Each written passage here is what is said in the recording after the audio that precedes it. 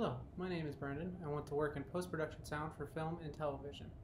This video will cover social intelligence and its uses. Social intelligence, as defined by Robert Greene's mastery, is learning to see people as they really are as opposed to seeing the way that people want to present themselves or want to be seen.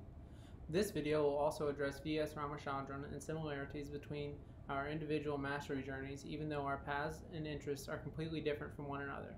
It will also address some of the 7 deadly realities discussed in Robert Greene's mastery and how those realities may affect me and my mastery journey and career path. Please enjoy the video presentation. The master from the reading that I chose was V.S. Ramachandran. He is known for making strides in research regarding phantom limbs and phantom limb pain. He started down the medical path until finding a niche in neuroscience that was suitable for his interests. I chose Ramachandran because him and I have similar stories, although the fields of interest are vastly different. Both of us started down certain paths and found something along the way that was suitable for our respective interests. Ramachandran was in medical school when he decided to follow the path to neuroscience.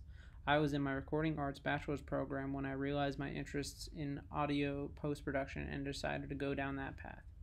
If I was able to do a one-on-one interview with Ramachandran, I would like to ask him if he was ever scared that he was making the wrong decision when he decided to focus on neuroscience instead of medicine. I would ask this because it's something that I'm constantly worried that I'm doing wrong in my own personal mastery journey.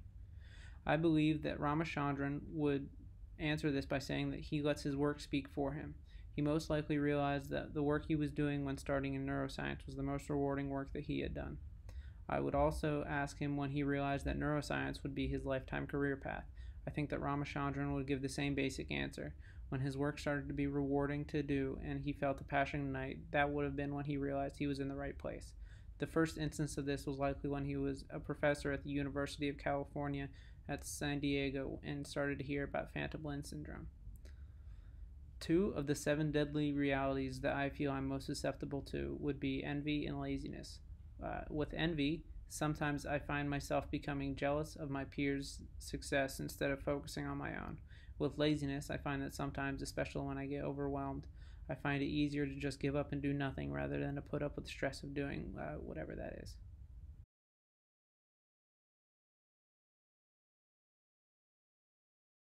Thank you for watching this video presentation. I hope that you enjoyed it and that you learned all that you could from it. I found it very rewarding to do some personal reflection about myself and which of Robert Greene's 7 deadly realities, envy and laziness, I would likely be most susceptible to falling into the traps of. It was also very interesting to see the parallels that I could draw between myself and V.S. Ramachandran, even though him and I have completely different paths in life. Thank you.